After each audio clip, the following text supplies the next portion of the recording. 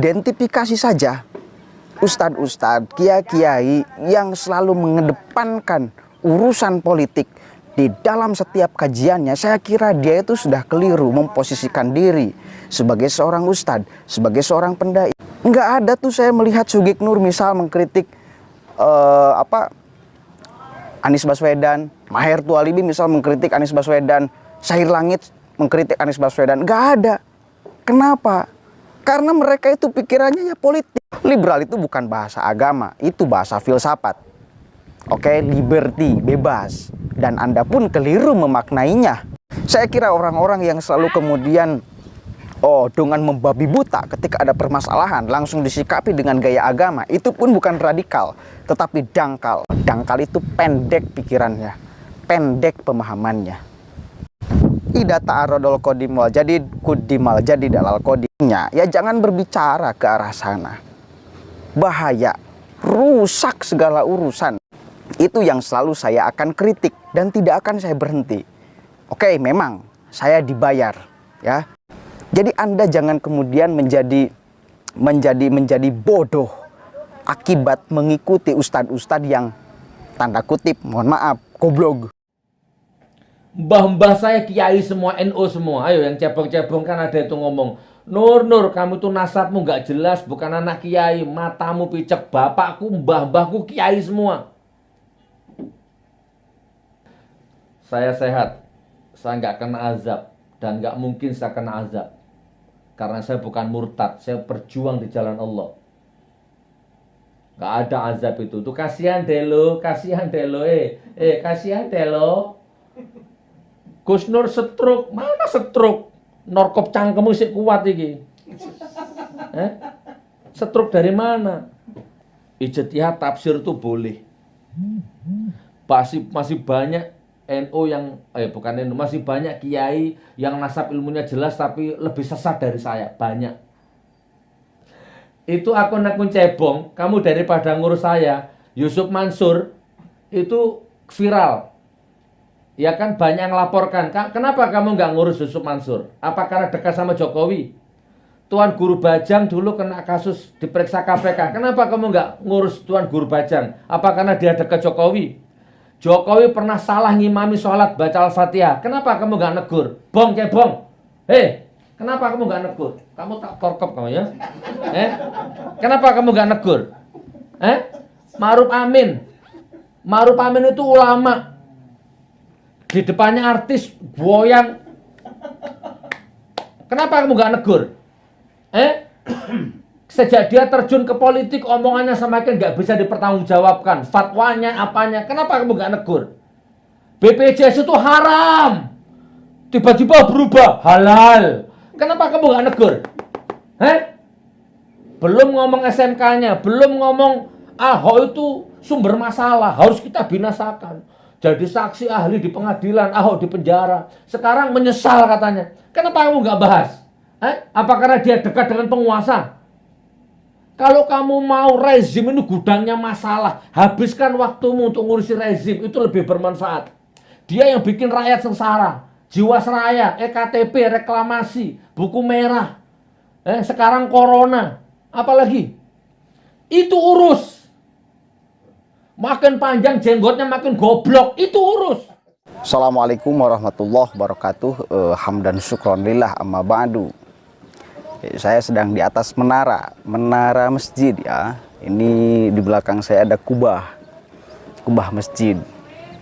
Banyak yang mengatakan bahwa saya berbicara, saya mengkritik ya, mengkritik Sugiknur, mengkritik Maher Tualibi dan sebagainya, reng-rengan yang dianggap oleh kelompok mereka ustadz besar, bahkan dai nasional.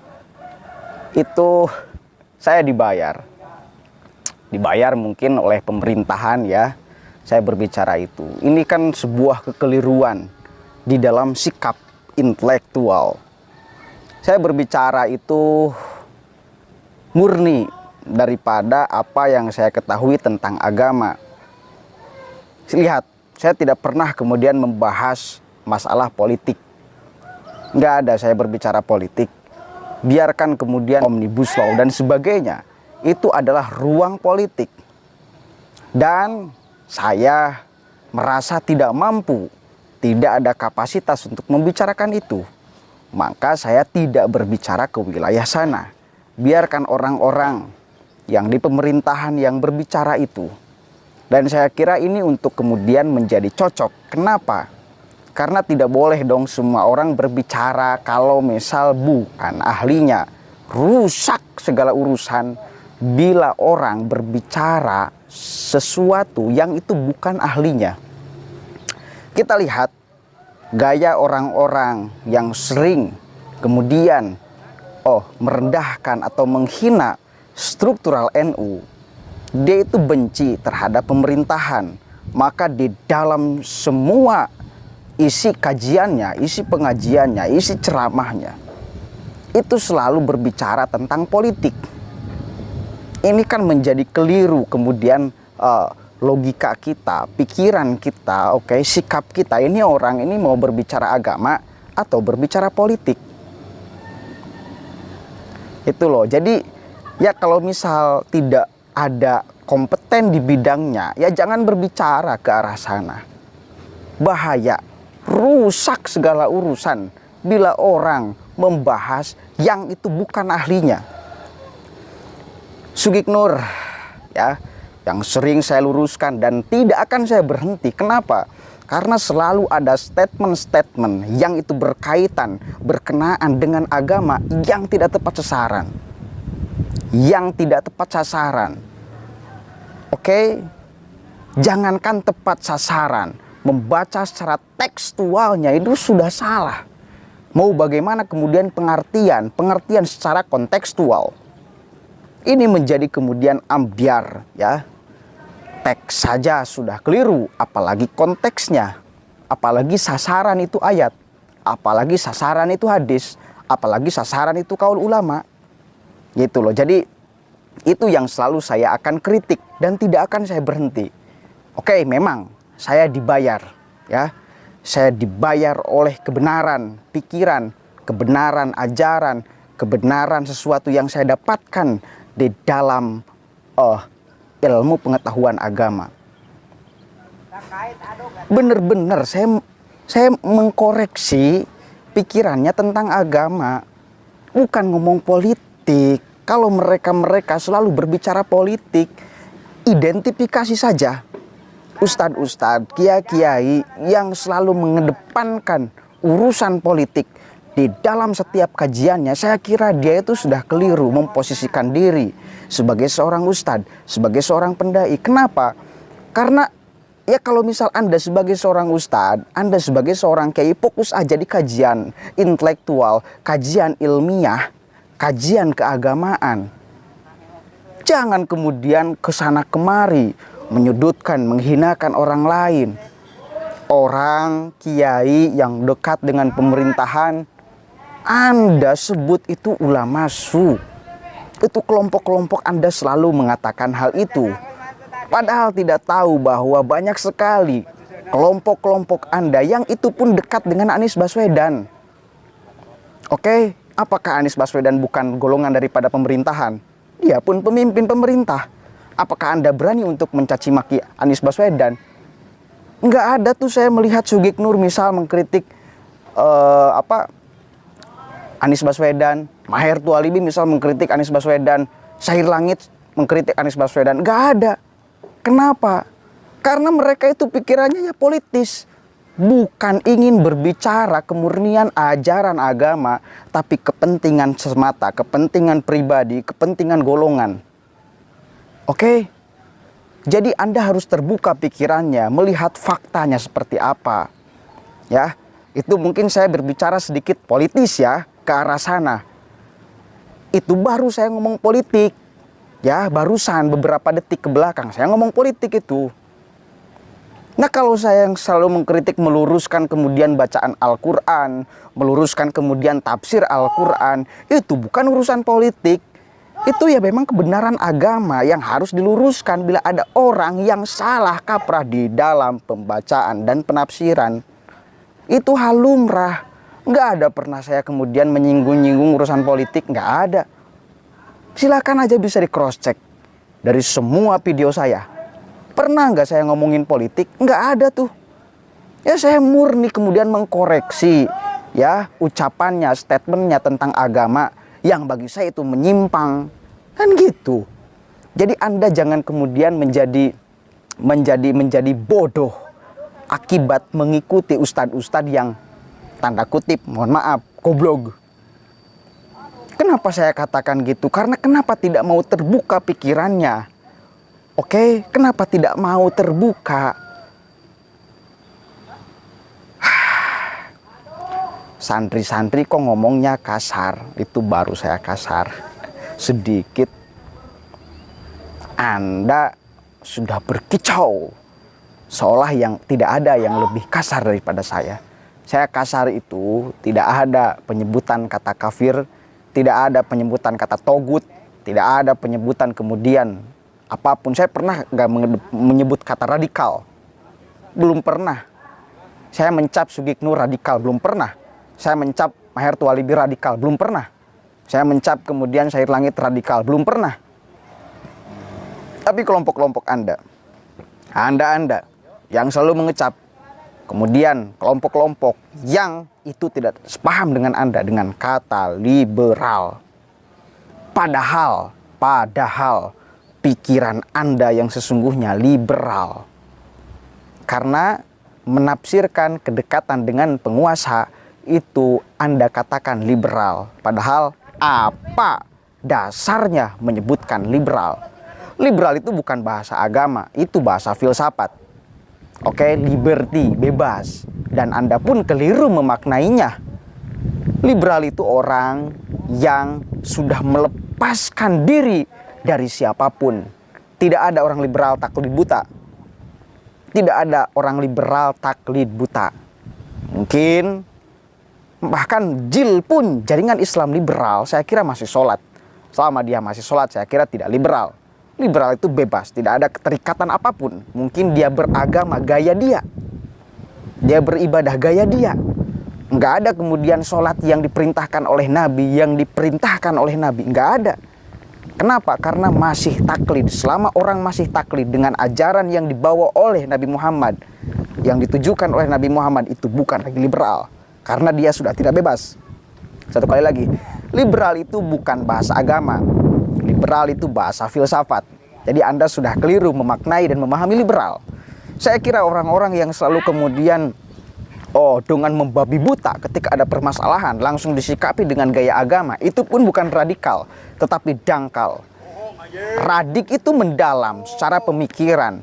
Oke, fundamen itu mendasar secara pemikiran. Dia bukan liberal, dia bukan radikal, dia bukan fundamental, tetapi dangkal. Orang yang selalu kemudian langsung sigap ketika ada persoalan, disikapi dengan agama, itu bukan radikal, tetapi dangkal. Satu kali lagi, dangkal. Dangkal itu pendek pikirannya, pendek pemahamannya. Ya, itu. Jadi silakan bisa dicek. Dan saya berani kalau harus mubahalah seperti Sugik, selalu segala persoalan mubahalah. Allahu Akbar. Saya berani bersumpah atau apa ya, silahkan. Yang jelas saya tidak ada. Saya dibayar ketika berbicara, tidak ada. Saya murni saja. Ajaran agama yang saya kemudian pahami hasil di pondok pesantren, ya. Bukan hasil ngaji di YouTube, bukan hasil ngaji di media sosial. Hasil ngaji di pondok, hasil ngaji kemudian pemahaman kitab-kitab kuning, ya. Saya tuangkan, saya berikan, saya koreksi orang-orang yang punya pemahaman yang tidak berdasarkan argumentasi agama yang jelas, yang sesuai dengan tradisi kultural pesantren. Itu ya. Jadi jangan salah kaprah dan salah paham. Kalau Sugiknur mengatakan bahwa dia NU, ya syukur alhamdulillah, ya. Ya silakan aja. Kemudian siapapun boleh menganggap bahwa dirinya NU. NU kan sebetulnya terpaksa untuk kemudian dia menunjukkan eksistensinya. Belum pernah kemudian 3 tahun, 4 tahun, 5 tahun ke belakang, 7 tahun ke belakang NU menunjukkan eksistensinya, belum pernah. Karena apa? Karena memang NU sudah membudaya, mendarah daging di masyarakat. Sehingga tidak perlu kemudian ada eksistensi yang ditonjolkan. Tidak perlu kemudian ada eksistensi bendera yang ditempelkan di depan rumah, yang ditempelkan di pesantren, yang ditempelkan jalanan. Karena ketika tanya kepada masyarakat, Anda apa? Pasti Nahdiyin. NU sudah bukan lagi ada di spanduk, NU sudah bukan lagi ada kemudian di logo pesantren, NU sudah bukan lagi ada di bendera, NU sudah ada di darah dan daging masyarakat. Itu sudah tertanam kuat. Kemudian dari dulu sebelum kemerdekaan sampai hari ini. Kalau merasa Anda awam di wilayah keagamaan, ya alif batasa saja masih, kemudian urutannya keliru, baca Al-Quran masih tidak kena kepada tajwidnya, apalagi kajian nahwu sorobnya, Anda merasa bahwa Anda kurang pemahaman agama, atau Anda tidak merasa, ini lebih celaka lagi. Tolabul ilmi minal mahdi ilal lahdi, ya, mencari ilmu itu dari awal lahir sampai kita wafat nanti. Harus dituntut mencari ilmu. Kenapa? Karena supaya tidak keliru. Buya Hamka pada awal mulanya tidak respect tuh kepada ajaran-ajaran NU, tapi 10 tahun ke depan, 20 tahun ke depan, setelah lama baru dia kemudian meyakini dan bahkan mengamalkan apa yang diamalkan oleh NU. Jadi itu terus kemudian pikiran, pemahaman, sikap keagamaan kita akan berubah seiring berjalannya waktu, seiring bertambahnya ilmu pengetahuan. Mungkin pernah Ma'ruf Amin mengatakan bahwa BPJS haram. Sementara hari ini Ma'ruf Amin mempunyai statement bahwa BPJS halal. Mungkin ilmunya sudah bertambah. Emangnya boleh kemudian sikap keagamaan berubah? Ya boleh. Jangankan orang hari ini.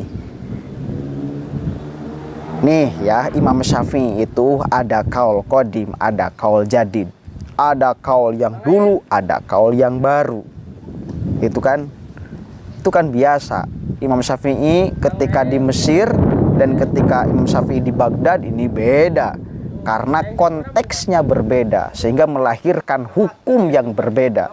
Karena fikih ini selaras kemudian dengan kondisi sosial alamnya. Pasti hukum fikih itu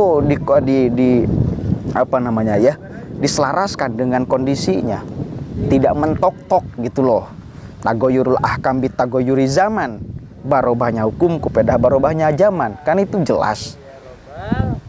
Ida ta'arodol kodim wal jadid kudimal jadid alal kodim. Di mana-mana Pak bentrok kaul Imam Syafi'i yang dulu dengan yang baru, maka kudimal jadid alal kodim. Ambil kaul Imam Syafi'i yang baru. Itu biasa di ulama-ulama dahulu. Kenapa Anda kemudian menjadi marah jika ada seorang ulama yang berfatwa tahun belakang dengan tahun hari ini berbeda, seolah-olah itu adalah penyimpangan? Itu jadi ini ciri orang yang tidak pernah ngaji. Ini ciri orang yang wawasan keagamanya sempit, ya. Ini cirinya sempit. Akhirnya langsung menjustifikasi ketika ada persoalan dengan justifikasi yang sempit. Oke, mungkin itu saja yang bisa saya sampaikan. Kurang lebihnya mohon maaf. Wallahul muwaffiq ila aqwamit thoriq. Wallahu a'lam bishawab. Assalamualaikum warahmatullahi wabarakatuh.